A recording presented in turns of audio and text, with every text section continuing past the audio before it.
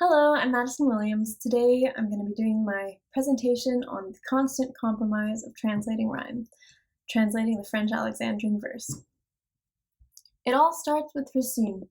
We learned about him in our French civilization course and were able to read a piece of his 10th play, Phèdre.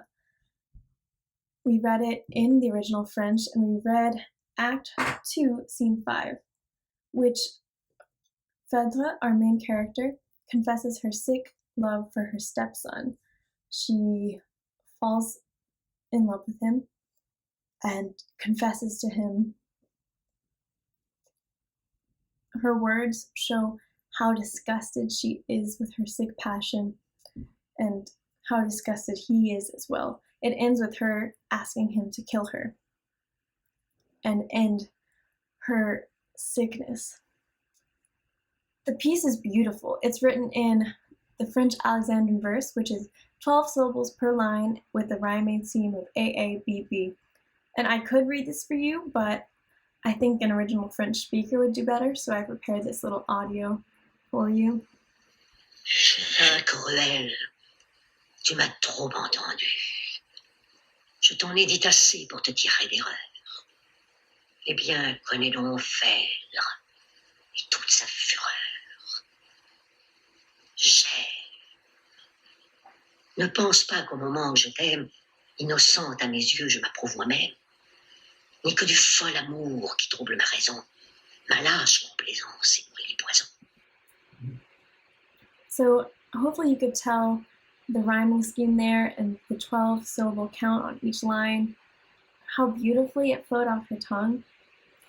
I wanted to share this verse with my friends, but when I looked for a translation, all I found was the Robert Bruce Broadswell, which is public domain and free online, which is great, but it lacks the rhyme and the syllable count. All it is a translation of the meaning line per line, which gets across what she's saying, but not the feeling of the words and the cadence of the talk. Richard Wilbur has a version that you have to pay to access. He did a lot of Alexandrine translations, and he didn't do 12 syllable, he did 10 because he thought it would work better in the English pentameter. And he also has enjambment in his sentences. So he'll start an idea on one and finish it on the next, which isn't done in the Alexandrine style. So it was a little off-putting to read that in the English. I wanted to create my own translation that has the meaning, has the rhyme, has the 12 syllable count, and didn't have any enjambment. So I'm going to take you on the journey that I took to make that translation. And it all starts off with the meaning. I did a terrible first draft, which is essential for starting any big project, but it just got across the meaning with nothing else. For example, we have this beautiful French sentence, which is 12 syllables. It rhymes charms with larmes. And my translation of it is, your tragedy gave you new charm. I languished, I desiccated in the flames, in the tears. This is very clinical, but it gets the meaning across. And the Boswell translation doesn't go much further than this. They just streamlined the meaning. New charms were lent to you by your misfortunes. I have been drowned in tears and scorched by fire. Which is beautiful in a way, but doesn't get across the rhyming that Racine intended. Which takes us to our next step, making the rhyme. So how do I get a sentence like this to rhyme? I really like the way the second sentence ends in tears, and I wanted to keep that if I could.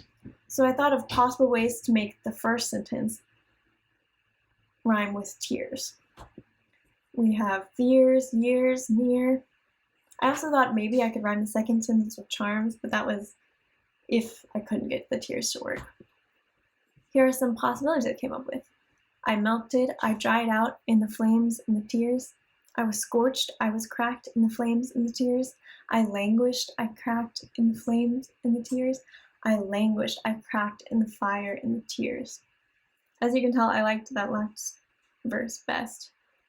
And these last two are pretty much identical, except the flame and fire is changed. But it's nice to see the difference that that one word makes in the sentence. After choosing that, I had to make the first sentence match with that. So the first sentence was, your tragedy gave you new charm. And here are different ways I thought to make that rhyme with tear. You gain new charm with every new fear. That kind of changes the meaning. Your tragedy gave you charm, my dear. Your pain made you even more interesting to be near. Kind of clunky. Your pain added to your charm by the year. Your tragedy added to your charm by the year. I went with that last verse and streamlined it, made the match, made it 12 syllables. Your misery added to your charms by the years. I languished, I cracked in the fire and the tears. So getting these two up to 12 syllable count wasn't too hard, but there were other sentences where the 12 syllable count was such a pain.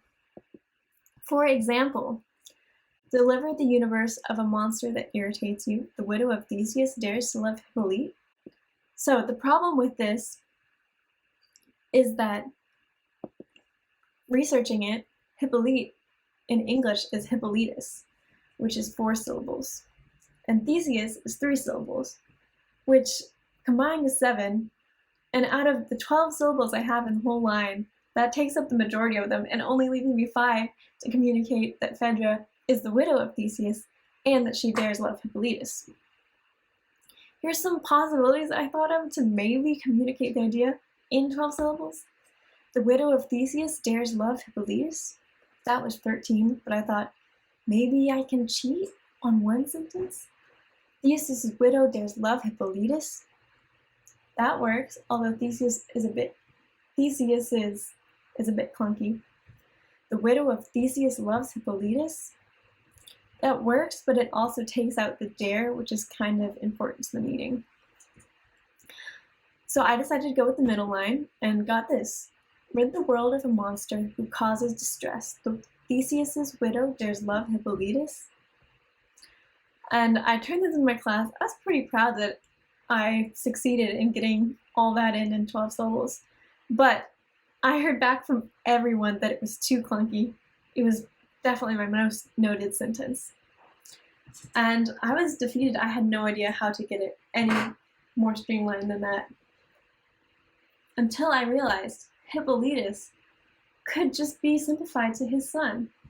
The widow of Theseus dares to love his son.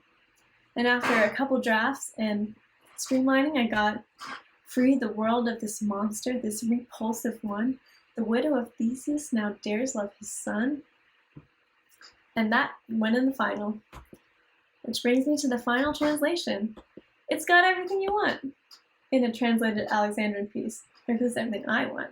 The meaning, the rhyme, the 12 syllable count, and it doesn't have enjambment. Since it's so long, I'm not going to read the whole thing, and I'm also not an actress, so that might be painful to watch, but I'll read part of it that I'm proud of. And you can find the full thing attached to this presentation. Unlucky object of heaven's retribution, my own disgust is greater than your revulsion. The gods are my witness, these gods who in my side touched fatal flame to my blood and set it alight. The gods who have crafted a glory so cruel to seduce the frail heart of a powerless soul. Just look back to the past and recall if you may, not only did I free, cruel, I chased you away. I wanted you to see me as harsh and humane. To better resist you, I thus sought your disdain. But what have I gained from all my useless attempts? You hated me more, yet I have loved you no less. Your misery added to your charms by the years. I languished, I cracked in fire in the tears. Look with your own eyes, and the truth is clear to see, if for but a moment your eyes dare look at me. That was just a taste, but you can read the full thing once again with this presentation. And before you go, I thought of a little Alexandrine verse of my own to share with you. I'm honored you came to see my presentation. I hope you learned something about French translation. Have a great day.